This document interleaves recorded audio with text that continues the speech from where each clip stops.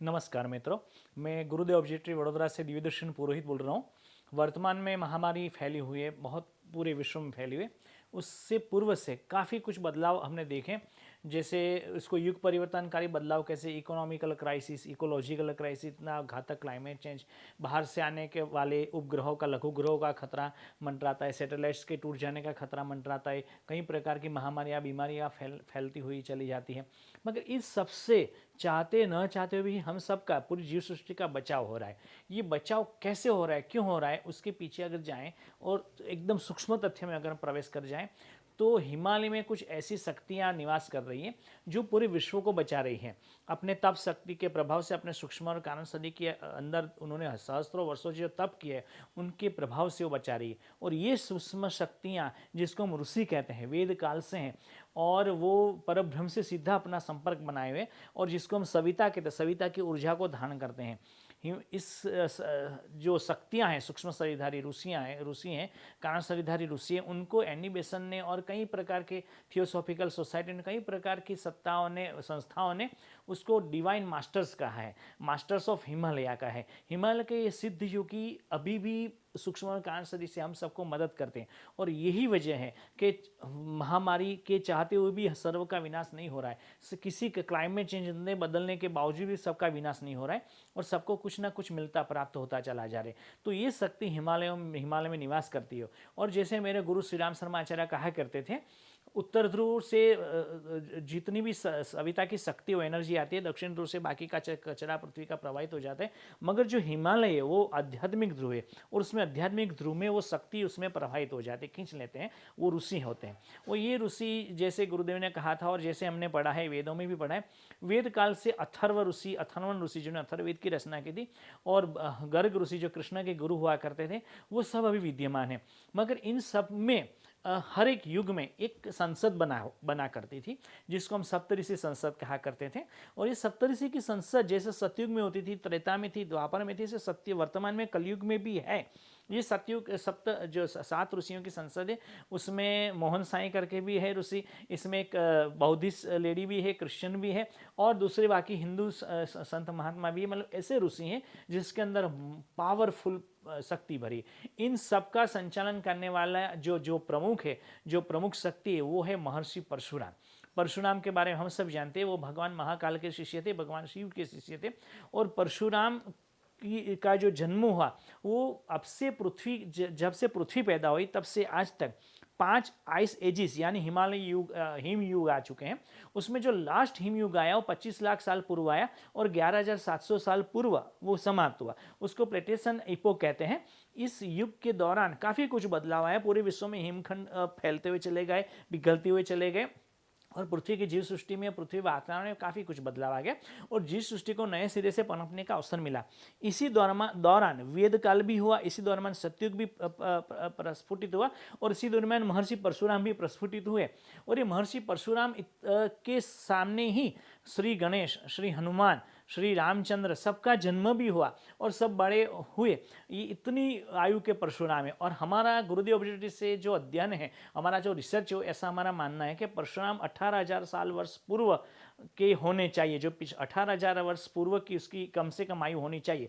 और चूंकि पृथ्वी का जो प्रेसेशन सर्कल है, पृथ्वी लट्टू की तरह घूमती है, तो 26,000 साल का चक्कर बनाती है।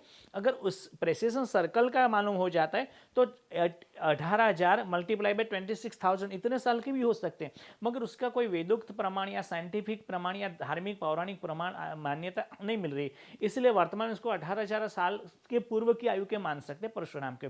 ये परशुराम को वर्तमान में हम जो जानते हैं, हमारा जो रिसर्च है गुरुदेव ऑब्जर्वेटरी, हमारा जो अध्ययन है, और हमने जितने भी प्रमाण इकट्ठा किए, उसके हिसाब से वो परशुराम वर्तमान में युग ऋषि श्री राम शर्मा आचार्य गायत्री परिवार के प्रणेता है, जिन्होंने करोड़ों की संख्या में गायत्री साधकों का निर्माण किया, जिन्होंने वेदों का भाष्य किया, जिन्होंने गायत्री जो बंधन में थी उसको मुक्त कर दिया, आज विश्वव्यापी बना दिया, पूरे विश्व के लोग गायत्री जपते हैं, जिन्होंने गायत्री शक्ति का, सविता शक्ति का धरती पर अवतरण कर दिया, जिन्होंने युग परिवर्तन का सपना न केवल दिखाया मगर युग परिवर्तन का अपना लक्ष्य भी सामने रख करके पूरी की पूरी कोशिश की, और विश्व की सबसे श्रेष्ठ साधना वो अपने अंतिम समय सूक्ष्मीकरण साधना भी संपन्न की। ऐसे महासिद्ध के गुरु, दादा गुरुदेव जिसको हम मानते हैं सर्वेश्वरानंद जी महाराज, वही स्वयं परशुराम है। आप कहेंगे ऐसा पुरोहित जी कैसे कह सकते हैं, तो उसका सबसे बड़ा प्रमाण है कल्कि पुराण।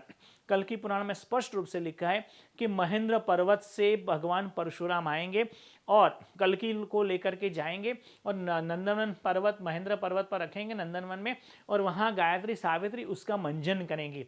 अगर आप हिस्ट्री को चकासेंगे, जांचेंगे, तो परशुराम महर्षि जो परशुराम है और जो दादा गुरुजी जिसको हम मानते हैं सर्वेश्वरानंद जी, वो महेंद्र पर्वत पर ही निवास करते। जो नंदनवन जहाँ पर है वो महेंद्र पर्वत ही है। और महेंद्र पर्वत पर परशुराम जी ने जब अपनी क्षत्रिय की पूरी ताकत यूज कर दी थी, उसके बाद में श्री रामचंद्र कहने पर उन्होंने फिर शस्त्रों का त्याग करके फावड़ा पकड़ा था। उसकी जो प्रथम कृति थी वो नंदनवन कृति थी, और वही नंदनवन में आज वो रहते हैं। उनकी सिद्धि परशुराम जो वेदकालीन ऋषि, उनकी सिद्धि का क्या कहे। हम 2-3 अनुष्ठान कर सकते हैं, हम 2-3 माला जप कर लेते हैं और हमारे अंदर एक पावर आ जाता है। और जिन्होंने हजारों साल से, सहस्त्रों साल से साधना की हो, उसके अंदर कितना पावर हो सकता है। वो स्थूल शरीर भी धारण कर सकते, सूक्ष्म शरीर भी ले सकते और कारण शरीर भी ले सकते। वो लोक लोकांतर की यात्रा कर सकते, लोक लोकांतर से शक्तियों को प्रभावित कर सकते। वो जहाँ चाहे वहाँ टेलीपोर्टेशन के हिसाब से अपने को उपस्थित कर सकते। वो जहाँ चाहे वहाँ जा सकते, वो जो चाहे वो कर सकते, जो चाहे वो बदल सकते। वर्तमान में जो युग परिवर्तन के महाकाल है, वो महाकाल वो स्वयं दादा गुरुदेव ही है, सर्वेश्वरानंद महाराज, भगवान महर्षि परशुराम ही है। उन्होंने गुरुदेव श्री राम शर्मा आचार्य जी को वहाँ ले गए थे और वहीं पर उनका मंजन किया था, गायत्री और सावित्री की से उनके दीक्षा प्रदान की थी। उन्हीं के शिष्य जलाराम बापा वीरपुर के थे, जो गुरुदेव श्री राम शर्मा आचार्य के गुरु भाई हुआ करते थे। और उनकी जो झोली भगवान ने बापा जलाराम को दी थी, वो झोली मतलब वो ही शक्ति थी जो दादा गुरुदेव परशुराम सर्वेश्वरानंद जी महाराज ने दी थी जलाराम बापा को। और आज भी वो वीरबाई माँ और जलाराम बापा की जो सिटी है वीरपुर, उसका जो मेन तीर्थ स्थान है, वहाँ पर वो अखंड अन्न भोजनालय के रूप में देखने को हमें प्राप्त करती है। न केवल श्री राम शर्माचार्य, न केवल बापा जलाराम, मगर अब तक 18,000 साल से लेकर के अब तक उन्होंने लाखों करोड़ों साधकों को नई दिशा दी है। अपनी शक्ति से कितनों को प्रभावित भी किया है। उसकी ज़्यादा जानकारी हम कल्कि पुराण में पा सकते हैं, पायलट बाबा रचित हिमालय के ग्रंथ, हिमालय के योगी में पा सकते हैं। एक रसूल गोसिया का नामक ग्रंथ है, आंकलाओं में मिला करता था, उसी में पा सकते हैं। और काफ़ी कुछ ग्रंथों में भी ये उपलब्ध है कि इसके दादा गुरुदेव की शक्ति बारे में। मगर हम इतना कह सकते हैं कि हम जिससे जुड़े हैं वो इतने सर्वसमर्थ है। वो वर्तमान की जो सप्त ऋषियों की संसद है उसके भी प्रमुख है।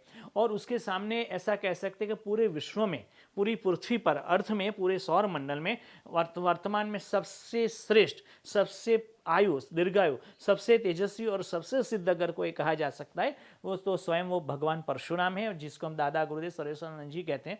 तो उसी की हम परंपरा में हम सब जुड़े हैं। हमें निराश नहीं होना है, उसी की परंपरा से आगे बढ़ना है। और वो सविता के आराधक रहे। उन्होंने गायत्री की दीक्षा, सावित्री की दीक्षा श्री रामचंद्र आचार्य जी को दी थी। हम भी उसी के आराधक है, सविता के पुत्र हैं।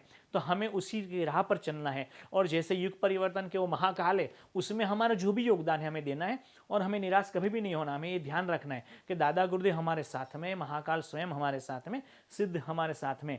तो ऐसे मास्टर्स ऑफ हिमालय हमारे साथ में, और पूरे हिमालय की जितनी भी ऋषि सत्ताएं हैं, जितनी भी देव शक्ति, जो भगवान कृष्ण के पूर्व की भी जो रही है, मैं जैसे मैंने महर्षि गर्ग बताया, हमने अथर्व ऋषि का उल्लेख किया, उसी प्रकार की काफ़ी ऋषि सत्ताएं वहाँ पर अभी भी है।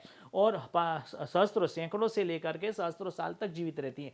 और उसको फिजिकल बॉडी की आवश्यकता नहीं होती। वो अपने आप को स्थूल से सूक्ष्म में परिवर्तित कर सकते हैं और कारण शरीर भी परिवर्तित कर सकते हैं। ऊपर उड़ने की सिद्धि, यानी ग्रेविटी से एंटी ग्रेविटी जाने की सिद्धि भी रखते हैं। वो मटेरियल को, मैटर को चेंज करने की क्षमता भी रखते हैं। उसके पास में फिजिक्स को तोड़ मरोड़ के फिजिक्स को बदलने की क्षमता भी होती है।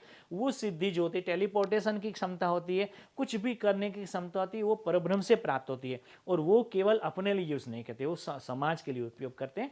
इसीलिए वो निर्लिप्त रहते हैं, विकार रहित होते हैं और सबके लिए जीते हैं। उनको मोक्ष की प्राप्ति की आवश्यकता है। वो स्वयं मोक्षधारी आत्माएं होते हैं ऋषि, ये जितने भी है। तो हम उसी परंपरा के हैं। तो उसी के साथ उनको वंदन करते हुए हम प्रयास करें कि जल्दी से महामारी समाप्त हो जाए। सर्वे भवन्तु सुखिनः, सर्वे सन्तु निरामया, everyone be happy and everyone be healthy. Dada Gurudev Shri चरणों में प्रणाम। मैं दिव्यदर्शन पुरोहित, गुरुदेव श्री राम, गुरुदेव ऑब्जर्वेटरी वडोदरा इंडिया से महर्षि परशुराम को प्रणाम।